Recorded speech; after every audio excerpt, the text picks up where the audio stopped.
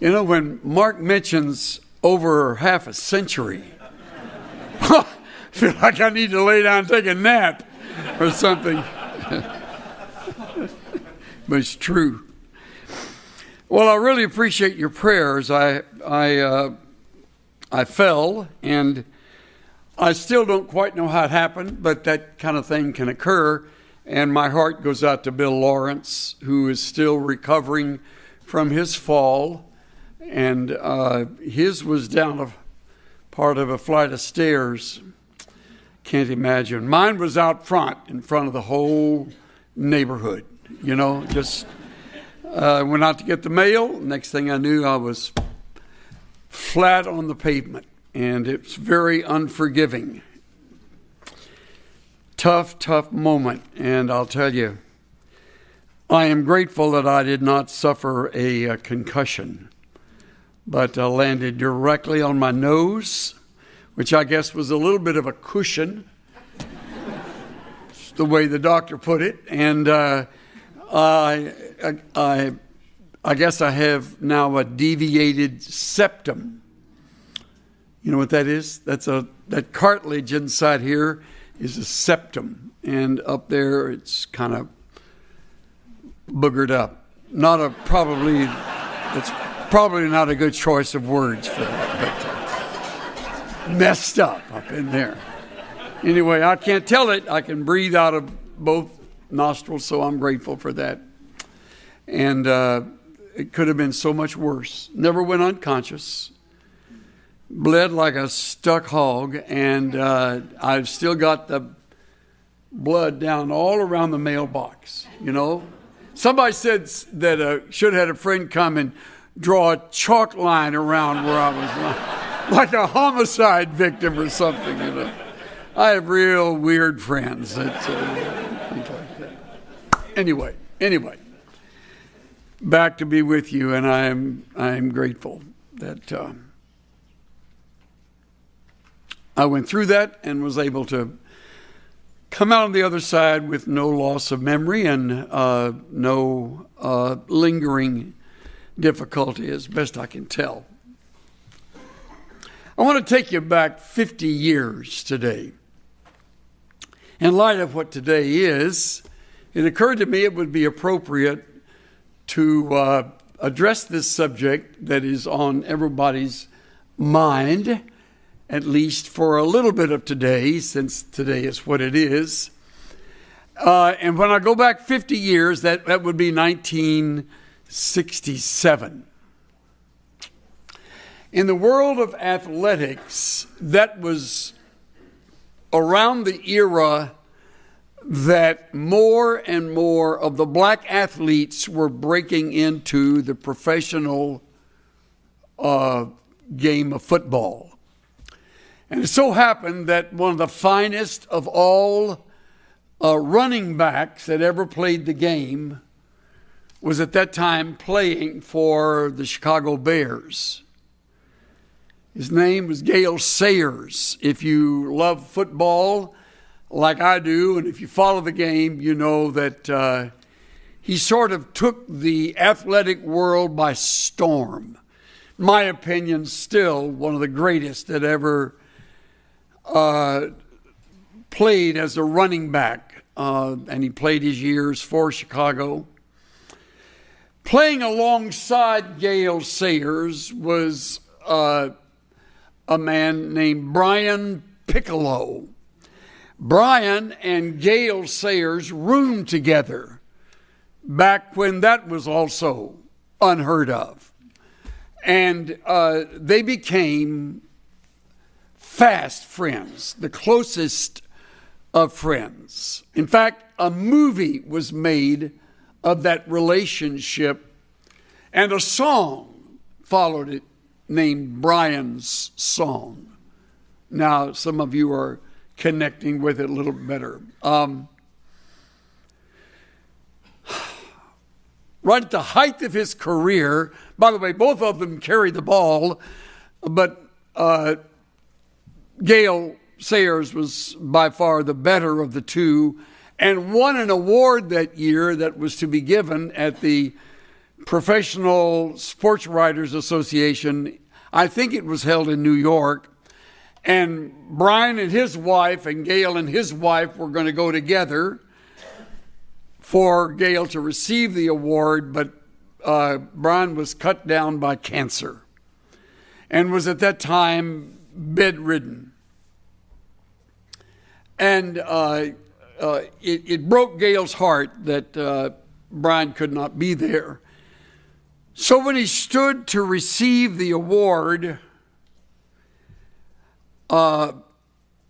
he made this statement: "You flatter me by giving me this award, but I tell you here and now, I accept it for Brian Piccolo. He, not I, is the man of courage." It was called the George S. Hallis Award for the most courageous player of the year. He, not I, is the man of courage who should receive the George S. Hallis Award. I love Brian Piccolo, and I'd love to know that you love him too. Soon as the banquet and the event was over, they quickly made their way back to Brian's bedside, and he gave him the award and wanted him to keep it because to him, he was more deserving, having played with that disease as well as finally been cut down by it. The beautiful thing about their relationship is that both of them admitted they had never really known a man outside their race that well, to say nothing of loved him. Gail makes the statement in one of the sports stories that he had never really known a white man, aside from George Hallis, the coach of the Bears, until he met Brian Piccolo and they roomed together. And Brian Piccolo said he'd never really known a black man, hardly at all growing up, because their worlds were just separate. You can't imagine that today, but back in that day, it wasn't that uncommon. In fact, I'm just now finishing another book that is the story of the Dallas Cowboys, and it talks about one of the early on in their history. One of the difficulties was finding a hotel that would permit a black man to stay in the hotel, of all things. Anyway, back to my story. The thing I love about the speech that Gail Sayers gave is the line, "I love Brian Piccolo."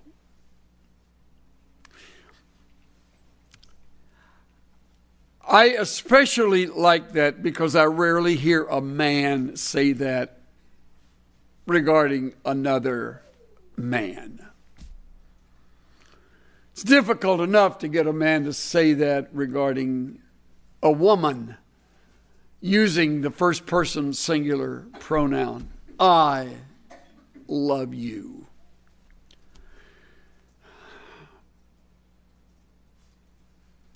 And that's regrettable.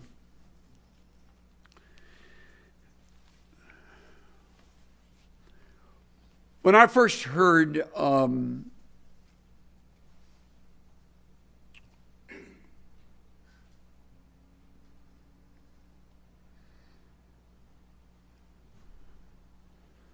from Labrie, maybe something did happen to me when I fell.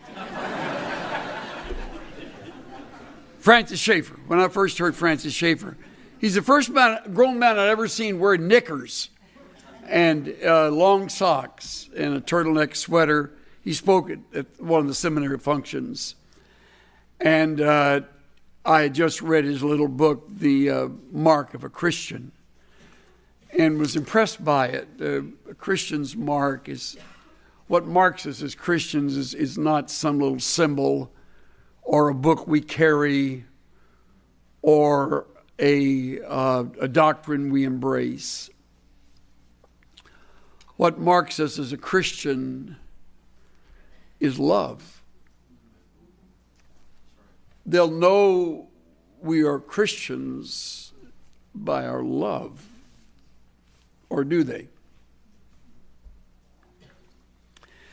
When I turn to the upper room discourse and I find these intimate words of Jesus to his disciples, I'm impressed first of all with the words of 13:1 in John, where I read that before the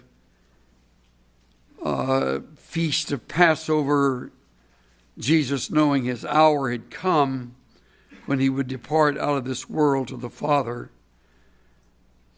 having loved his own who were in the world, he loved them aistelos,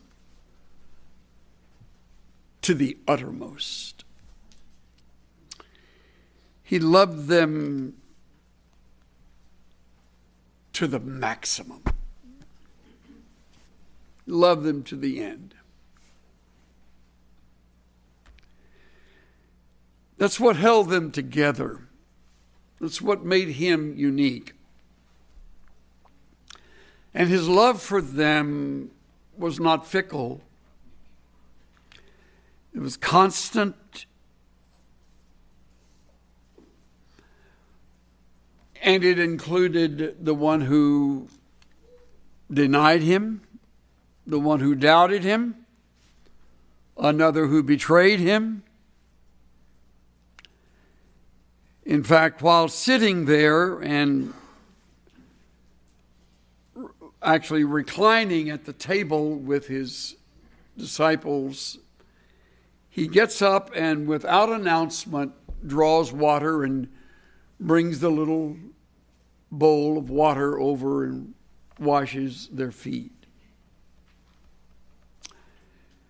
He washed each one of their feet, of each disciple. And we read in verse 12, when he had washed their feet and taken his garments and reclined at the table again, he said, "Do you know what I've done to you?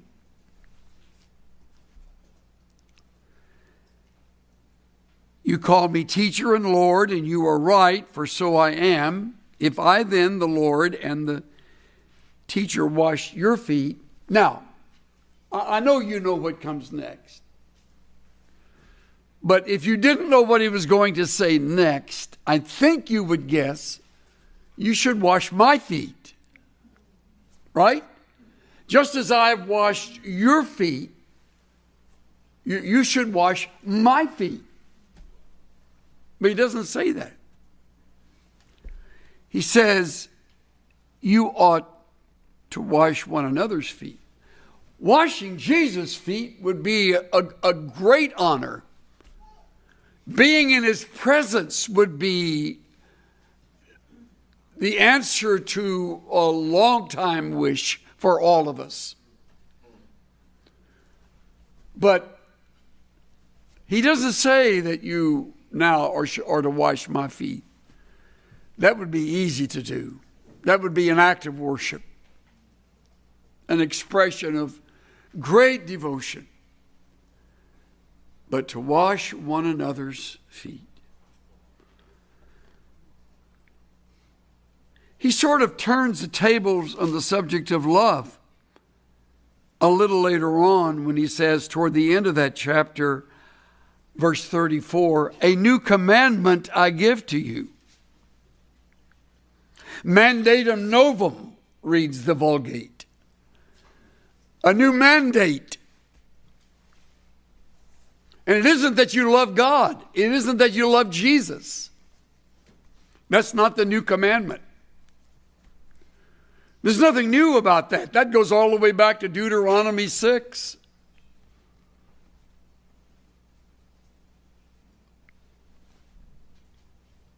The new unique mandate is that we love each other. That we love each other. So when I read the words of Gail Sayers, I thought, how seldom I publicly say in a gathering like he had before him in that prestigious group, I love so-and-so. And I should not be reluctant about that at all. Matter of fact, let me tell you a quick story. Sometime after I came as president of the seminary, and I was such a different kind of president, you know. And I knew it, everybody knew it, and they were too nice to say it. And so I realized that when I came, I was of a different stripe. I didn't come from the normal routine of all the letters and all the brains and all the world of academia, which was made the choice of my coming such a tough one for me to accept to begin with, and then even on the way through. So I thought, when I wrestled this through and finally came, I thought, well, I'm going to simply do what I do. And that is, I'm going to simply keep on being a shepherd. That's what I am. So I did that. And I did that with these faculty members. I remember one chapel service. A faculty member was being honored for having just finished a large volume on Leviticus. I mean, he knew more about Leviticus than Moses. This is a big book. Big book. Came with a wheelbarrow So the publisher came to give him the leather-bound volume, and some of the faculty members that are here now were here then, and they remember. And he was given the book, and not a soul did anything. What? I applauded. I stood up. Well, the students decided, well, maybe we should do that too. And so they stood up and they applauded. And while everybody was applauding, and this prof was standing there very humbly accepting this first volume, or this first copy, I walked up to him and put my arms around him, and I whispered to him, called his name, and I said, I want you to know, as these students are all applauding, and faculty members as well, how much I love you and how much I respect you. I almost thought I caught a tear when I walked away from him. That afternoon, I got a note from him. I should have saved that note. A little handwritten note. He says, it's the first time in my adult life another man has ever told me that he loves me.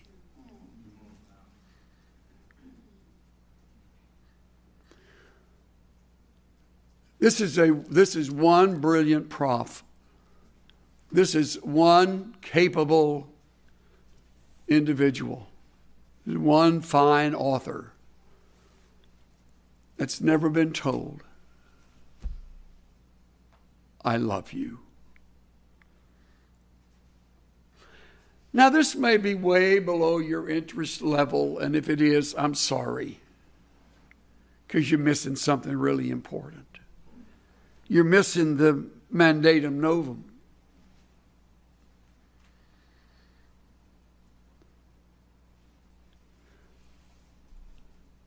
This is a whole new approach Jesus provided and left with his disciples. They're to love one another. And that would hold them close to one another. And they would need that. Who knows how long those simple words of mine, I had hardly given a second thought to saying. By then I was saying that to every chance I got, to every faculty member I'd be with and every student I'd be around.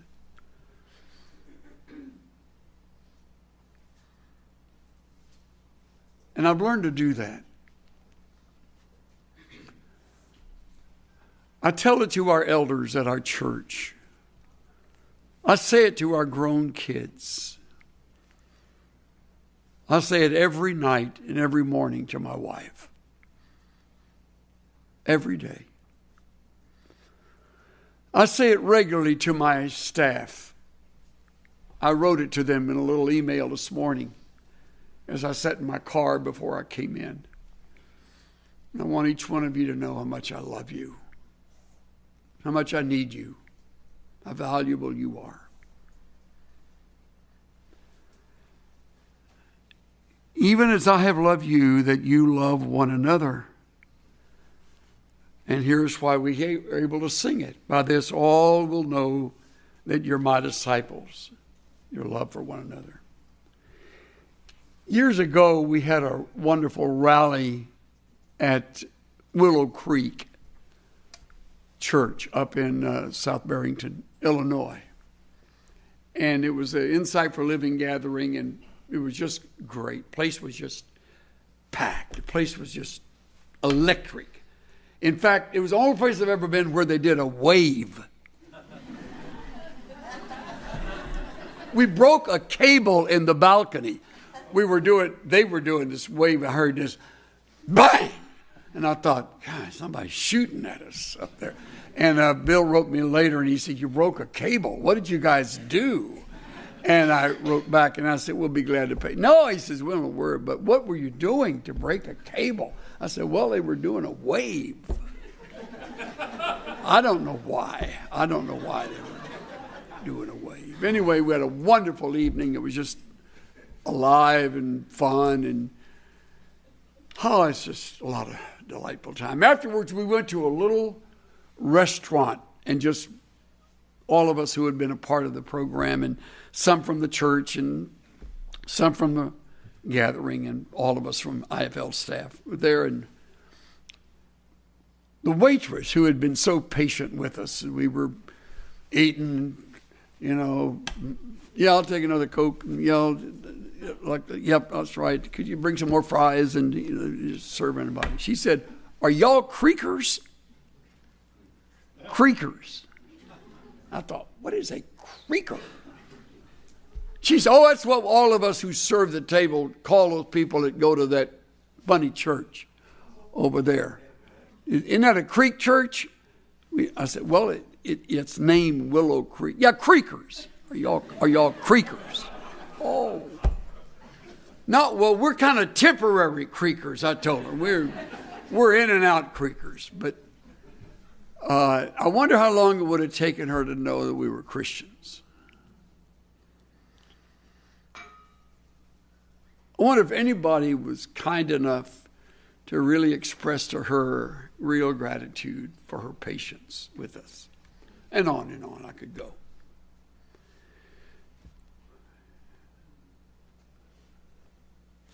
And I'll say that to you also. People in your class know you love them.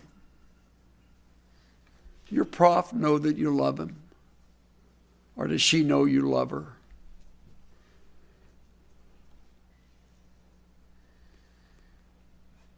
Your children hearing that from you regularly, so that if you died this afternoon, suddenly that would be a memory they would have ringing in their ears. I remember last words. When I left the house today, I said to Cynthia, it was raining, it was about 5:05 early, and I was going to take the tollway in, and who knows what's going to happen on the tollway. I said, if I don't make it back, just remember, I love you. She said, you're going to make it back.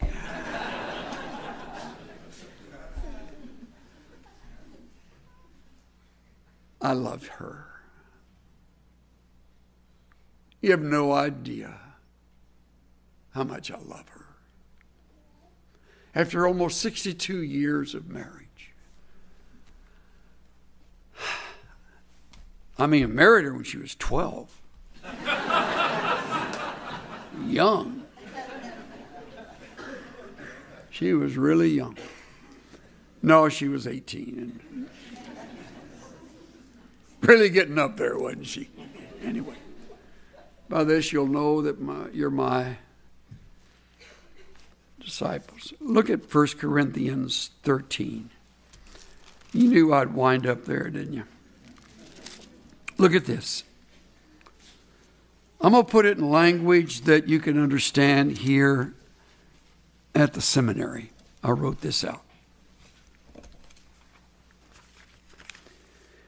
Paul writes, if I speak with the tongues of men and of angels, but do not have love, I become a noisy gong or a clanging cymbal. He goes further, another conditional clause. If I have the gift of prophecy, and I know all mysteries and all knowledge. Whoa, look at that. All mysteries and all knowledge. If I have all faith so as to remove mountains, but I do not have love, I'm nothing. If I give all my possessions to feed the poor, and if I surrender my body to be burned, if I don't have love, it profits me nothing. Nothing. Then he goes further into it. Here's my paraphrase for you. If I'm the best preacher in my graduating class, and ultimately win the Harry A. Ironside Award for expository preaching, but I lack a heart of love, my impressive sermon falls flat. And so will all my sermons until my love changes. If I'm intellectually exceptional, linguistically gifted, and theologically astute, so much so that I will graduate 3.8,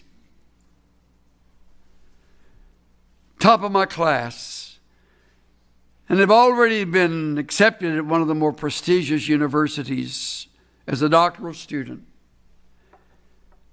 but I score low marks on love, I'm on my way to failure. Undeserving of anyone's admiration. If I plan to go to one of the more rigorous and challenging mission fields, strong in faith and unswerving in confidence, unintimidated by the hardships I will surely face, and I don't love those with whom I work, I'll soon be a dropout.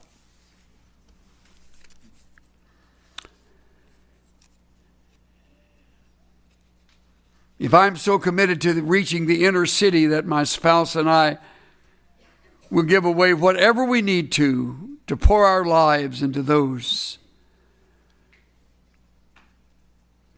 who live in that setting, but deep down inside, we don't love those we live among.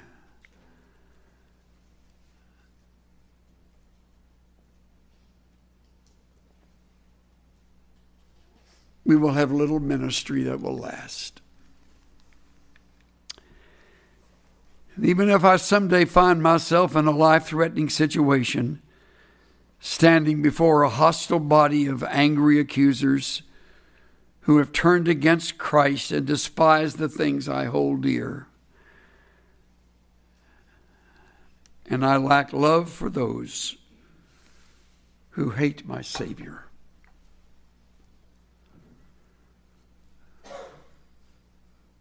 no rewards await me. See, we're not talking about a nice option here. We're talking about an essential ingredient. And there's no course on it. There's no grade you're going to get from any teacher to let you know how you're doing in your love life. But you know.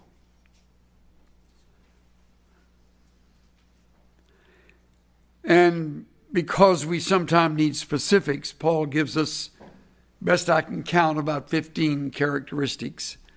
Not time to go through all of them, but just a few of them. Take a look at them The very first thing he names is a tough one, humanly speaking. Love is patient. Love is patient. Makrothumos, long-tempered.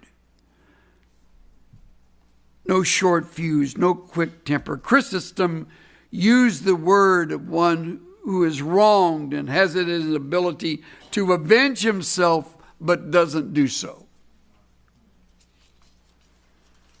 Love is patient. Love is kind. It's kind. The term means helpful, friendly, being free of petty and critical spirit. It's used for wine that is aged and has become mellow. It's used of Christ's yoke, translated easy. Love is kind. Love is not jealous.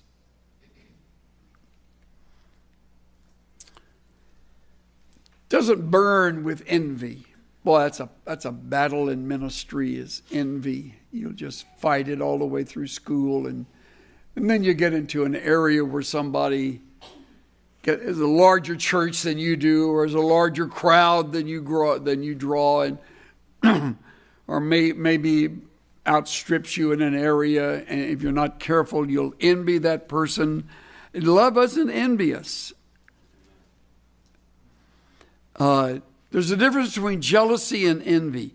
Jealousy is the inordinate passion to possess what I have.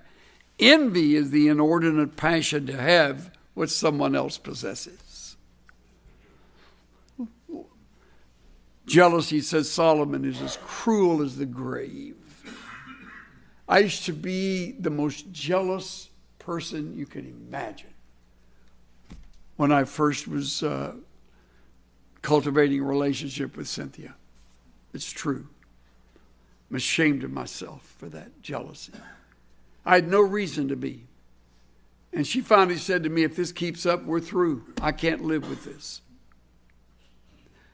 I married a couple one time, and the guy was so jealous that every morning he checked the odometer on her car. And you know where I'm going with this. And when he came in the evening, he checked the odometer again. And he said, you drove 12.8 miles a day. Where'd you go?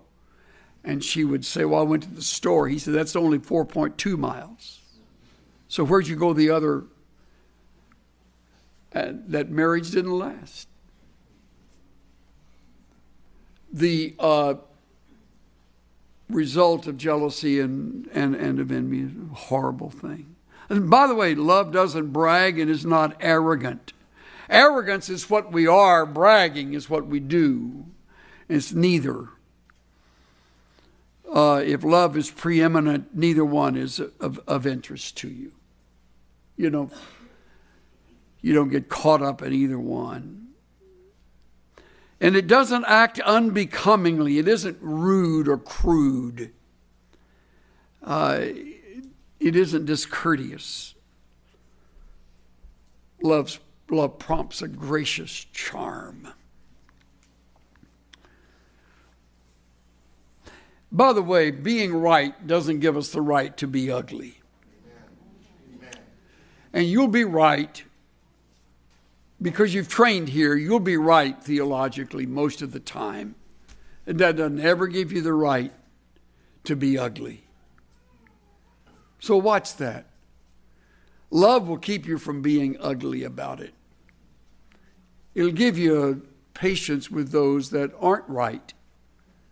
You'll discern the wrong, but you won't land on them with both feet. Unload the truck on them. Love does not act unbecoming. It doesn't seek its own, meaning its own rights, its own way, its own interests. Lenski writes, selfishness lies at the root of 1,000 evils.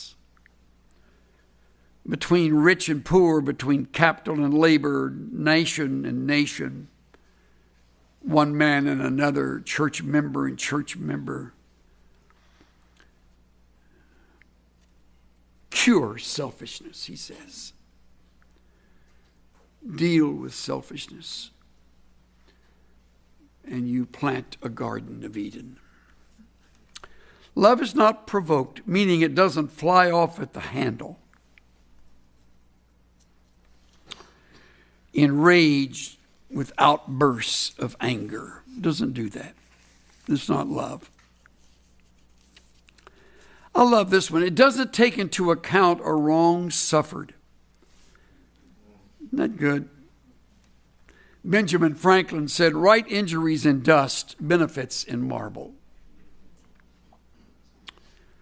Zodiades, love does not permit the evil flung at us to become embedded in our memories. Love does not allow the mind to become a depository for unexpressed resentments. People will say the ugliest things, and in ministry, you have to be able to let that go. Every week, I let something go.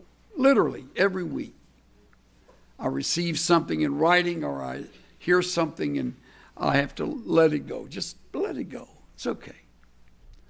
I didn't always do that, and that's a long battle to fight. Love doesn't take into account a wrong suffered. Doesn't rejoice in unrighteousness. It rejoices with truth. I love this one. It's kind of a wrap up. Love bears all things, believes all things, hopes all things, endures all things. Listen to Alfred Plummer's wrap up. When love has no evidence, it believes the best. When evidence is adverse, it hopes for the best. When hopes are repeatedly disappointed, it still courageously waits. Isn't that a great statement? This kind of love never fails.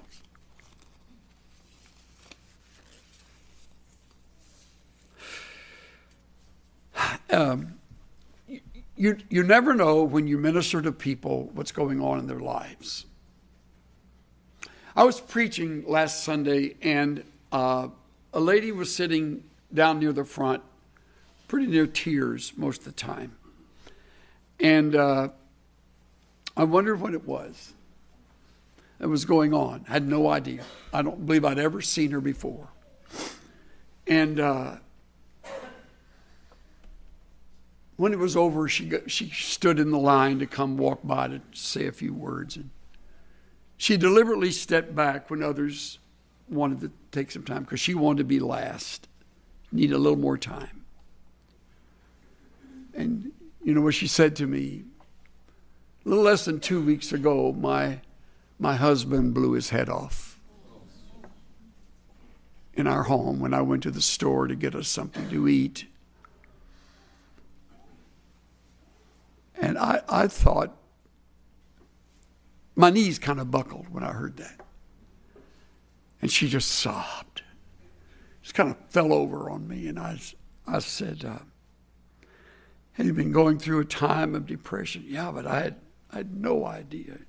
You have a family? Yeah, we have 3 children. 2 of them are home. That woman sat in this church service, and one of our men had buried her husband, and had gone through all of that grief, and I had not known about it. And she said to me, she said, I just want to thank you today that when you said some things that could have been real strong, that you said them kindly. And I kind of teared up, and she said, you'll never know what that meant to me.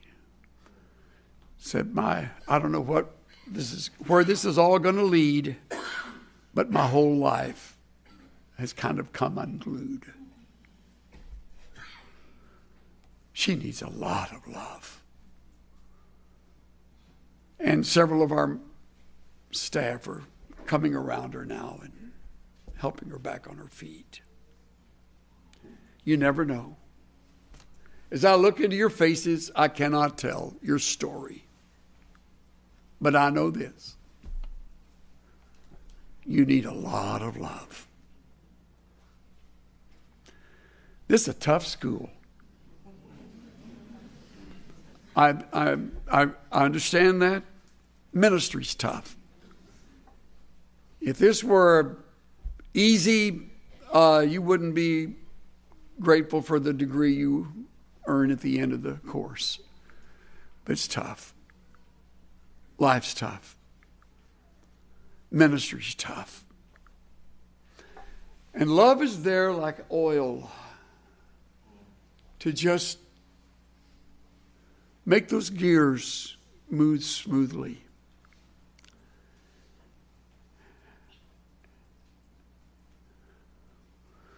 We have a younger son who is wandering. He's away from the Lord. He's 45. 47 this year. Be 47.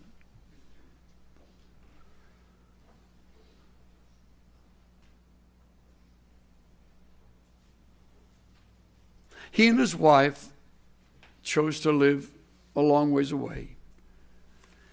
And he's a marijuana farmer. And so he grows marijuana. It's all over Facebook. Chuck Swindoll. He's got my name on Facebook. So if you see it on Facebook,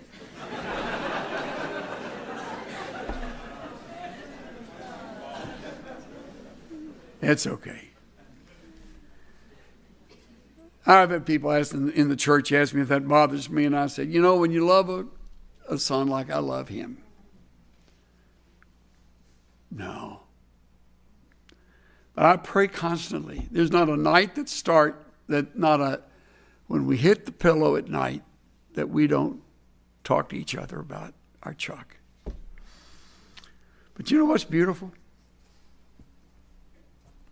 Scout's honor.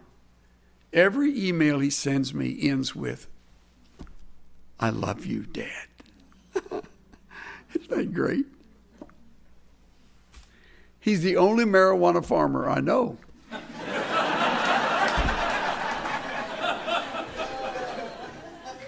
And you know what? He's helping people medicinally from what he writes me. And I know a couple of them who get the capsules right here in Texas that he sends them to. And I don't understand a lot of that. But I do know this. He is my son. And I will love him till the last breath I take. And I pray that he will return to the Lord and love him like he was raised to love him. It's taken us a long time to get out of the feeling that we caused this, or somehow we're the reason for it. And he, of course, is quick to say, you didn't cause anything. So he has a son that's getting out of the Marine Corps next month. We're going to all go to the graduation from boot camp. The very place where I was graduating 60 years ago. Going to return, and I'm going to see my grandson as he begins his years in the Corps. And I get to be with the man and his wife that we love. Because of love, we can't wait to be with them. Does that make sense? Yeah. And because of love, we believe that God will someday draw him back to himself. We pray that that will be true.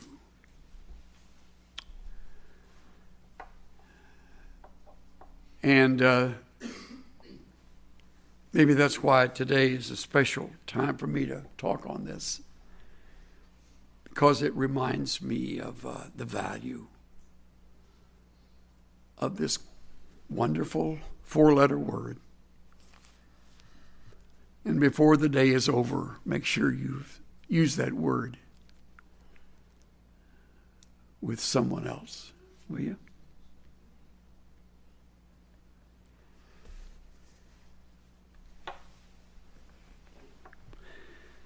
Thank you, Father, for your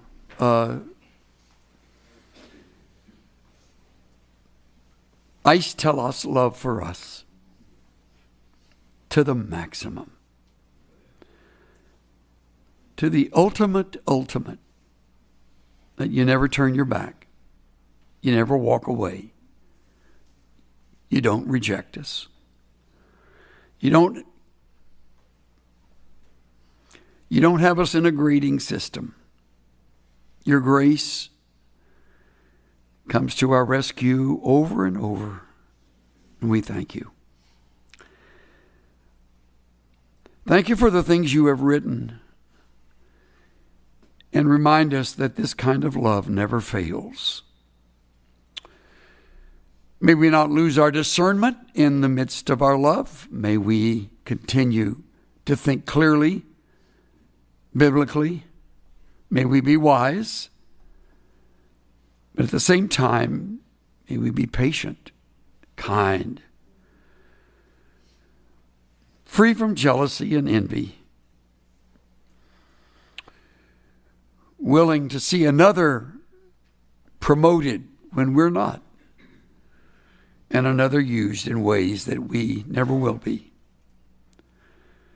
In a very special way, Father, I pray that those who are in this school, these students, will grow as they grow in their knowledge, will also grow in grace and love for you and for one another. In Jesus' name. Everybody said.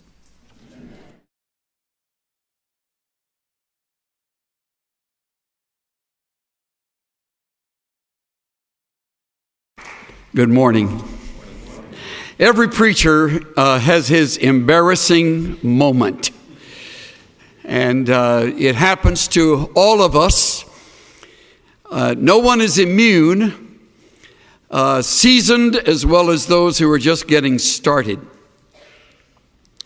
Things happen that we don't expect, and because of that, we find egg on our faces. I'll explain that a little further later, but first a story about two well-known preachers of yesteryear. Harold Hockingham was the pastor of Park Street Church in Boston. Donald Gray Barnhouse was the pastor of the Great Presbyterian Church in Philadelphia. They were friends, and they decided on one occasion they would preach sort of a round-robin series of evenings together for 30 days. And that month of time would be spent from Boston all the way down to First Presbyterian Church of Pittsburgh, where Clarence McCartney was the pastor. Anyway, they would swap off each night. One would go first, the first night, the other would go second. The following night, the one who was second would go first, and it would go back and forth. So they began the cycle, and they were in one church after another. Barnhouse learned quickly that Harold Hockingham would preach the very same sermon night after night.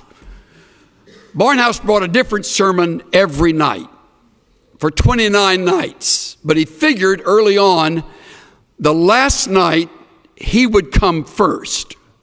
So he memorized Harold Hockingham's sermon. Listened to it night after night, got down everything, introduction, illustrations, transitions, points, conclusion. He nailed it. So when it came time for that final night, Barnhouse stood first to preach, and he delivered Hockingham's message word perfect. Dr. Hockingham sat down near the front, arms folded, listened without changing his expression, whatever. Didn't look surprised, didn't shake his head, just sat there and listened. Barnhouse was having the time of his life, knowing that the man was struggling to know what he would do when he stood up. His turn came, and Ockingay stood and delivered a completely different message than he had delivered the other nights of the conference. Barnhouse was blown away. As the lights dimmed and everybody had left and the two men were walking out the middle aisle, Barnhouse leaned over and said, "They kind of liked your sermon I preached tonight, didn't they?" Ockingay said with a twinkle, "Not nearly as much as they enjoyed it when I preached it here 4 months ago."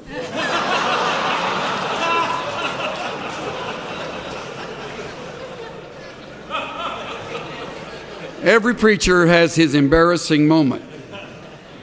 Mine came on the way to chapel today when I realized that the message I planned to preach, I preached here 98 days ago.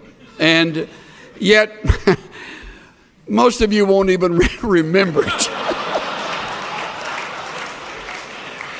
I started to say, let's see a show of hands to tell me, were you here and do you remember what I talked about? I talked about 2 words. And so now that I'm wiping egg off my face, I am scrambling to say the same thing in a little different way. Maybe by saying them in the same semester, it will land home and you will never forget the 2 words. You've heard the words since you were in Sunday school. You have heard these professors remind you of them both in words of warning as well as words of encouragement, and maybe even a few testimonies about how the words came to their rescue. The words appear in Scripture in one way or another hundreds of times, and you will use the words with others in your ministry, both from the pulpit as well as a counselor, a friend, a minister of music, whatever capacity you'll serve in, on mission field or here at home, you'll use these 2 words. And they are, trust God. 2 single-syllable words that you have heard forever, but you will discover as time passes how difficult they are to obey. Trust God. Mark DeMoss, in a little book that most of you will never read since it's so elementary, titled The Little Red Book of Wisdom, writes, "I will never forget standing on the lawn in my pajamas at 2 a.m. that Memorial Day weekend, watching with my family in disbelief as flames gutted our large English tutor to a stone shell. By dawn, everything we possessed was lump or ash. I was 10 years old and was the first to escape the inferno, having sleepwalked, they told me, down the stairs and outside on my own. A fireman saw me shivering in the early morning autumn air and wrapped a blanket around me, while one of his colleagues was gently but urgently coaxing my sister to jump from the second floor window into his arms. The scene was chaotic, lonely and crowded at the same time. For a week or so, we lived with friends, and then we bought school clothes, rented a house for 9 months before moving again. I shake my head to think that long before home alarms were standard, all 9 of us awoke from deep sleep and escaped virtually unharmed. Plenty of fire stories end differently, DeMoss adds. One recent Halloween night, my friend Bruce and his wife took their kids through their neighborhood while Bruce's father-in-law stayed behind to pass out candy to trick-or-treaters. Bruce and his family returned to find their home ablaze, too late to save his children's grandfather. Next day, when I walked around Bruce's charred lot, the smell of sodden ashes shot me back 30 years to my own family's tragedy. Good insurance policies can replace bricks and furniture, and families can rebuild, but no policy can replace the loss of life or special possessions. Irreplaceable losses have more to do with family value than market value. Of course, I have no way of knowing what the future holds for you. You may lose your home and everything in a fire. You may lose your spouse to an early disease, detected but not cured.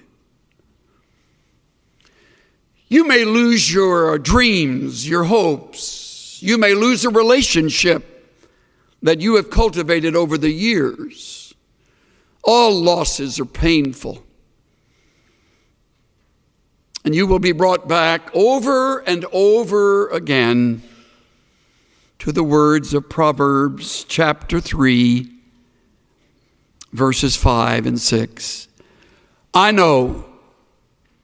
You memorized them in Vacation Bible School or when you were growing up at the knee of a godly mother and or father, and your lips will move as I quote them. Trust in the Lord with all your heart, and lean not to your own understanding. In all your ways, acknowledge him, and he will make your paths straight. All your heart, all your ways. Trust. Trust.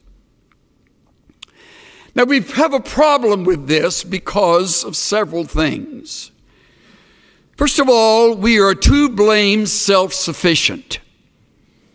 We have learned how to get ourselves out of jams rather than acknowledging the jam has very well been either directed or permitted by our sovereign God to teach us. And by not trusting him, we short-circuit the test and go our own way, getting ourselves out of our own mess. We're too self-sufficient. Another reason we fail this test is because we're too quick to call on others. We have a lot of very capable friends.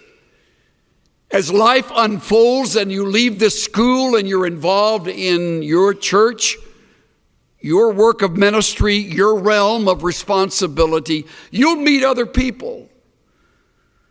Many of them much smarter than you are. Most of them richer than you are. Better connected than you are. And some of them will become good friends. And they will become your crutch. You'll trust them rather than the Lord your God. Because they're right there and they have connections. And when you're up against it, they'll get you through it. Another reason we don't trust is because we feel distant from the God of heaven. Don't feel too guilty about that. So did Job, as godly as he was. And yet Job said, in the midst of all of the loss, though he slay me, I will trust in him. Though he take me off this earth, in the process, I leave trusting him.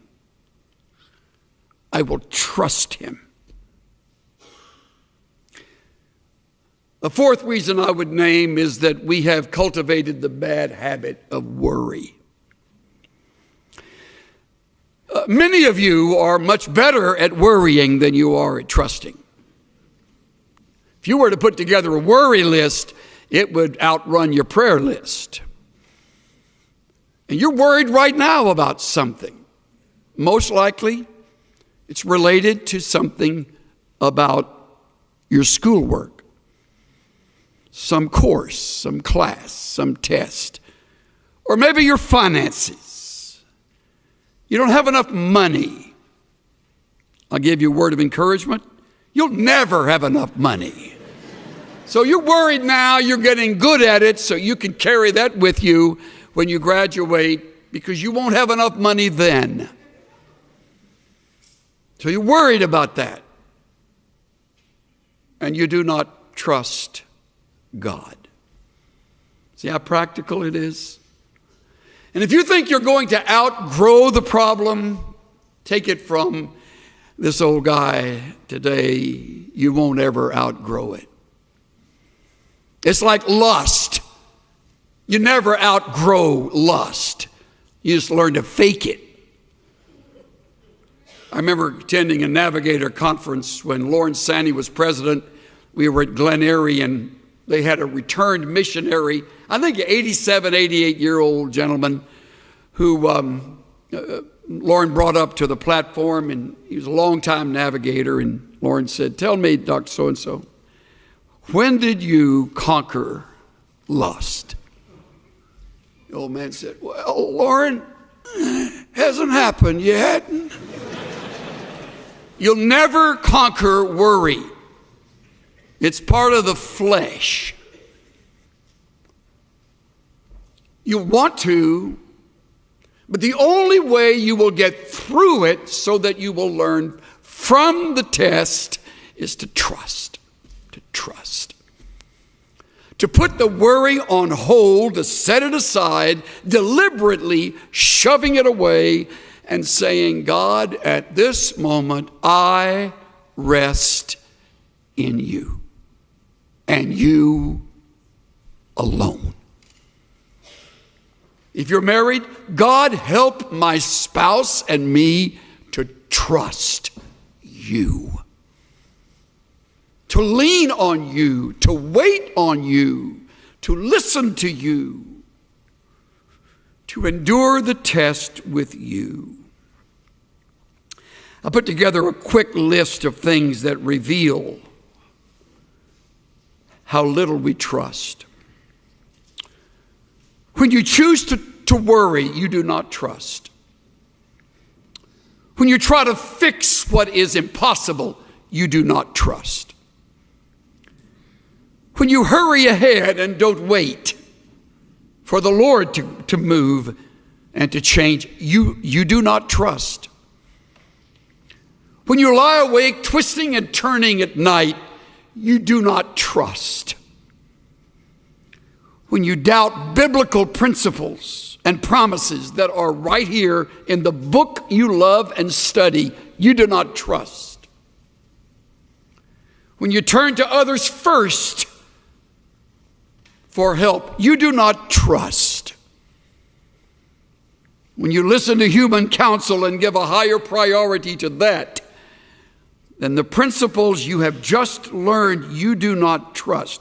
When you manipulate and maneuver situations, you do not trust. When you step in and take charge without praying and being led by the Spirit of God, you do not trust.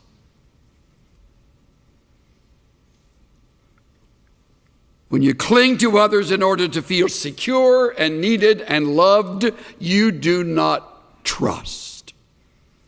The list goes on and on. See how easy it is to live in the flesh, how easy it is to disobey. Trust in the Lord with all your heart. Wouldn't it be a great project over the Christmas season this year to think through ways that you can begin to trust God regardless? Hopefully it'll be a project that you and a good friend or you and your mate can enter together. What is it we do that keep us from trusting God. And how can we break that habit and watch God break through in ways that we would never have expected? Cynthia and I have a longtime friend who was raised with 4 brothers in southwest Texas. They were raised on a very poor ranch. They eked out a living. One of the brothers wound up getting into Baylor, going on to UCLA Law School, and earning his degree in law, and has since become a very fine attorney in the Southern California area. We've been friends since the mid-1970s. One of his 4 brothers stayed at the ranch and developed it, cultivated it. The other brothers moved away, as did our friend. And the one who stayed, along with his wife, really turned the ranch into something much more successful. Grew crops that worked, got cattle, bred them, sold them. Little by little, kind of got on their feet and finally became pretty much financially stable.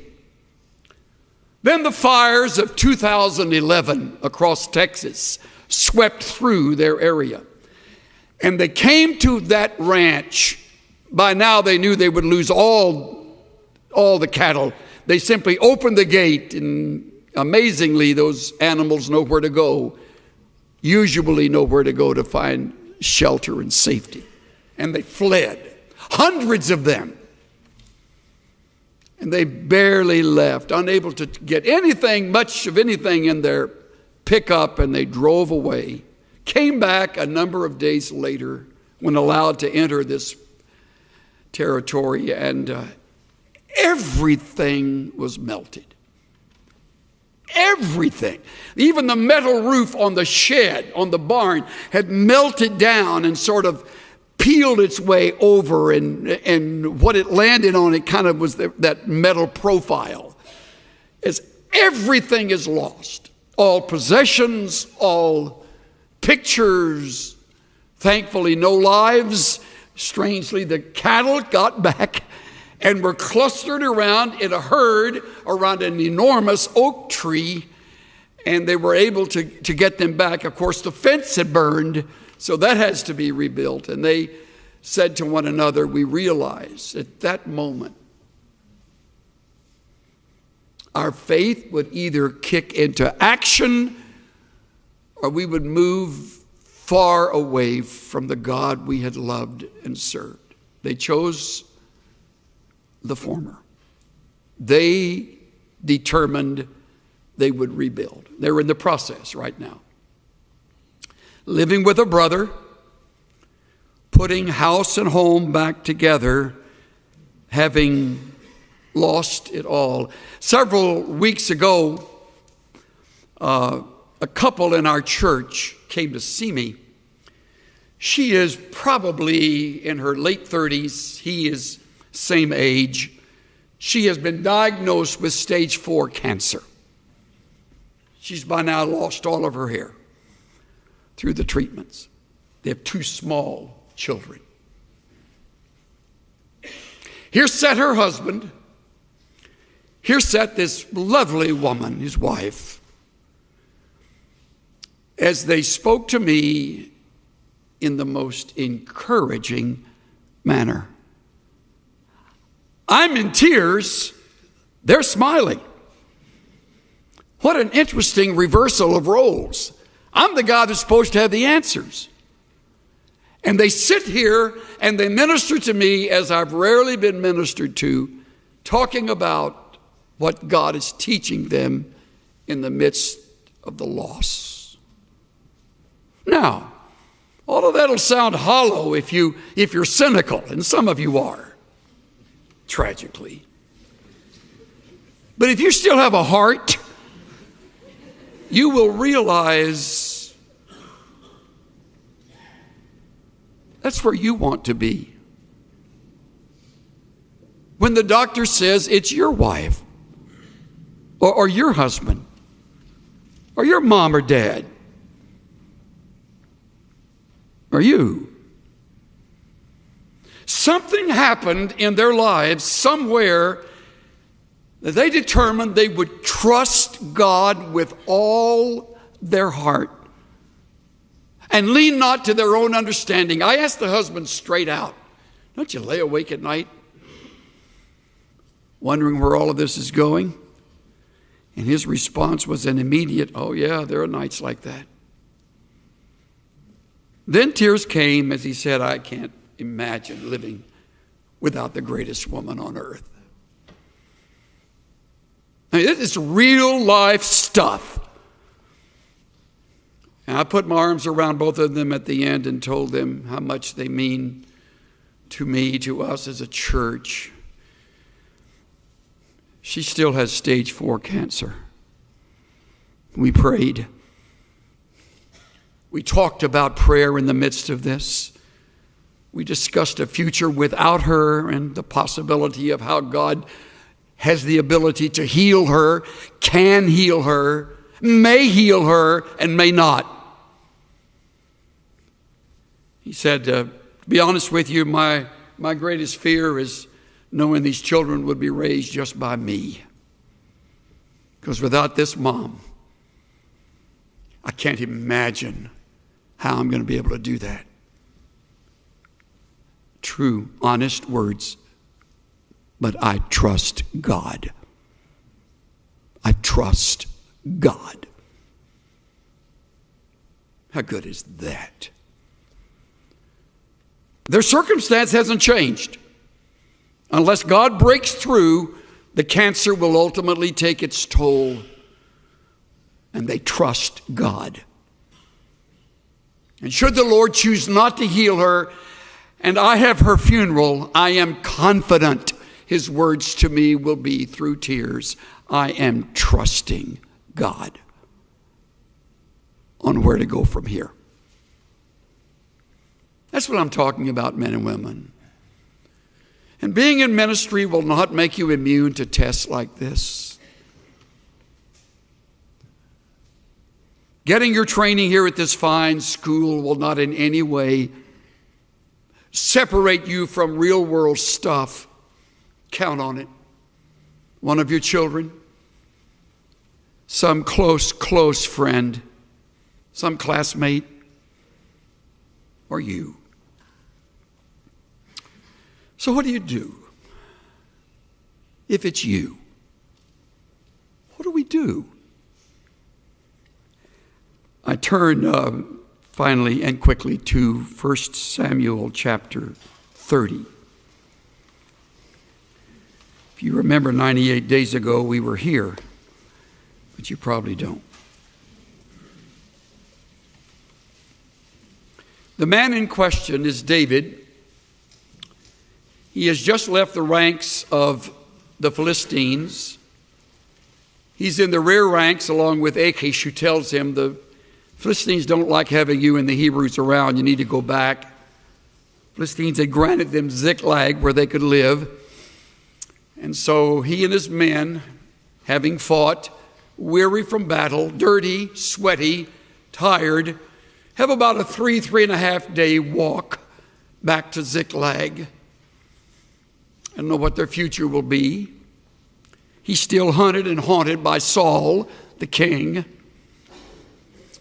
And so they come to what was their home. Must have been a rugged place. They've been living there about a year and a half, if my figuring is correct. Verse 1, don't you love the first 3 words? Then it happened. Then it happened. In other words, out of the blue, unexpectedly, the shock of what they were about to see was just over the hill. When David and his men came to Ziklag on the 3rd day, the Amalekites had made a raid on the Negev and on Ziklag and had overthrown Ziklag and burned it with fire. That's bad enough, because that meant all of their homes were gone. Next verse. Then it happened, they realized that the Amalekites had taken captive the women and all who were in it, in the village, small and great, meaning the children, without killing anyone, and carried them off and went their way. They didn't know no one was killed. All they knew was the place was vacant. It was smoldering ruins. All of the tents were down, and it was, you could hear the wind whistle through the bushes. It must have been horrible. Verse 3, when David and his men came to the city, behold, it was burned with fire. Wives, sons, and daughters have been taken captive. Now, before you think David is living in denial, please observe his response. David and the people who were with him lifted up their voices and wept until there was no strength in them to weep. Never think that trusting God means you do not weep. Please learn not to say to people who have lost someone near and dear to them, let's not cry, we're trusting God. We don't weep as those who have no hope, but we weep. I can't experience loss without tears, especially if the loss hits me deeply. They lifted up their voices and they wept till there was no strength in them to weep anymore. Now David, his wives had been taken captive. Verse 6, David was greatly distressed. I hope I'm not going too far. I believe the Hebrew word would include the idea of depressed. The man slumps into a time of depression. I mean, he's lost his wife. He's lost his kids. They've lost theirs. And if that isn't bad enough, he was greatly distressed because the people spoke of stoning him. These are his own troops. This is his staff. If all the men were there, this is 600 of these warriors that he's trained since the cave of Adullam. These are his guys. And they spoke of stoning him, for all were embittered, each one because of his sons and daughters. Why didn't you think ahead, David? You're the commander in chief. Why would we leave them without protection? What were we thinking? You're the leader here. Well, you'll go through that too, by the way. That's all part of the job. It just isn't written in the job description. And there will be those who will turn on you when you have nothing to do with what has happened, but you're the scapegoat. You're the target. You live with a bullseye on your chest. And all of them looked at David and turned against him at that. There was mutiny, or almost. Then we read the best part of the story in the latter half of verse 6. But David strengthened himself in the Lord, his God. How good is that? How did he do it? You know how he did it. I know how he did it. It's just hard to do it. I lost my wife. I lost my kids. I'm losing their trust. Oh, God. Maybe he remembered a song he wrote, "The Lord is my light and my salvation, whom shall I fear? The Lord is the strength of my life, of whom shall I be afraid? Though a host encamp against me, I will not fear." Oh God, you have come through in the life of Moses. You came through in the life of Abraham. You came through in the life of Joseph and the brothers. You can come through now, and I refuse to run or panic. I trust you, oh God. That's one thing to say that, and I'll tell you, it's a whole different deal to do it. was a number of years ago, our older daughter was diagnosed with a very difficult eye problem. Carissa's eye, she was born, wandered. It moved in and out around, and as she got to school, by then she was wearing very thick lenses, especially the one on the bad eye. And of course, the kids made fun of her, and it was miserable, and she would come home crying. And finally, Cynthia and I looked at each other, and we said, "Look, we got to deal with this." I said, I do know an ophthalmologist, and maybe he can help. So we went to Dr. Jack Cooper, who was then practicing, and he said, "Well, let me tell you, first of all, it's a child's eye. So I'm working in very, very confined area. You need to know there are muscles that hold the eye, and I'll have to guess on how much to stretch and which one to move. But I want you to know I'll do the first of several surgeries." We were, by the way, moving then from Irving to California, and so we had to change doctors in the middle of the stream. Well, he did his work. It resulted in something that was not the best, but it was a little better. The lens was a little bit thinner, and yet she was still struggling. The eye would simply cross, or it would move out, and that didn't get resolved. So we got to California, and we found a pediatric ophthalmologist. All right. That simply means he charges more for the work of ophthalmology because he specializes in little kids' eyes. So we meet with him. He is absolutely brilliant. He's recording everything, and he talks in the gobbledygook that medical doctors talk in, but he said, "You need to know." And I thought, I've been here before. "You need to know, it's a guess." And I thought, all this money I'm paying you, pal? Guess right. But I didn't say that. So Carissa went under the knife again. And he said, "Please don't worry when she comes out because there things may not be as you expect. But I expect a full fusion, ultimately." And I thought, it's got to be right, man. I got a great God, and we have prayed to him, and we've got a darling little girl here, and I'm tired of her being embarrassed, and it's going to be right. And so, Lord, got it? So I'm standing over. "Carissa, open your eyes." And Cynthia said, "Back off." I said, "I am backed off." "Open your eye, honey. Let Daddy see your eye." And so she just barely coming out of anesthesia, and she opens her eye, and the pupil is looking directly at the bridge of her nose, almost all white. Well, I'm telling you, something happened inside me that I'm almost ashamed to admit. I thought, well, fine. That's great. Thanks, God. I left her. She said, "Where are you going?" I said, "I don't know. Get out of the way." So I got in the car and I drove and went back to my study and locked the front door and locked the back door and put a sign, "Don't disturb," and told the secretary to go home and sat there in the dark. And I heard, I didn't want to answer.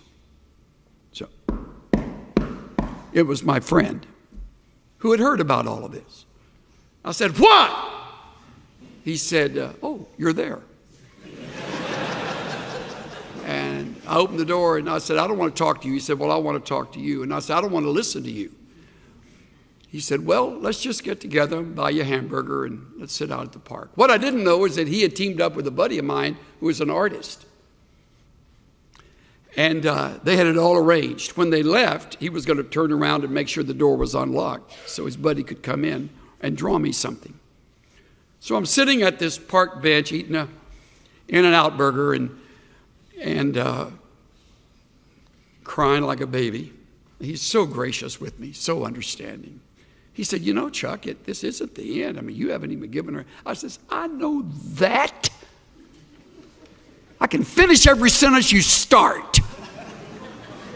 Oh. In the meantime, my buddy is in my study at the church drawing me a big poster. So I finished with my friend Earl and get him to leave me alone. I walk back in and turn the light on, and there's the poster. It's a big picture of a monk. Robe. Funny haircut. Big old toes sticking out his sandals. Caricature. At the bottom. Did we in our own strength confide, our striving would be losing. We're not the right man on our side, the man of God's own choosing. Dost ask who this may be?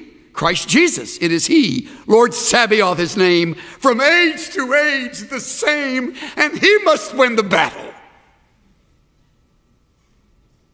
And I sobbed like I haven't cried in my adult life when I realized how unbelieving I had been. He will win the battle. He will win the battle. It'll be his battle. And I'll simply enjoy the spoils of his victory. I kept that poster for years. For years. Thank the artist friend for painting it for me. Every time I sing A Mighty Fortress, I think of that. Several weeks later, Carissa was home, and from that day till today, straight on fusion. Eyes as straight. She doesn't even need glasses. I'm the guy in the thick glasses now. She doesn't need any glasses. And the Lord taught me through my shameful response. He'll win this battle. Trust him. Trust me. Trust God. It's so sweet to trust in Jesus. Just to take him at his word. Just to rest upon his promises. Just to know, thus saith the Lord. Trust God. Say it. Trust God. Do it again. Trust God.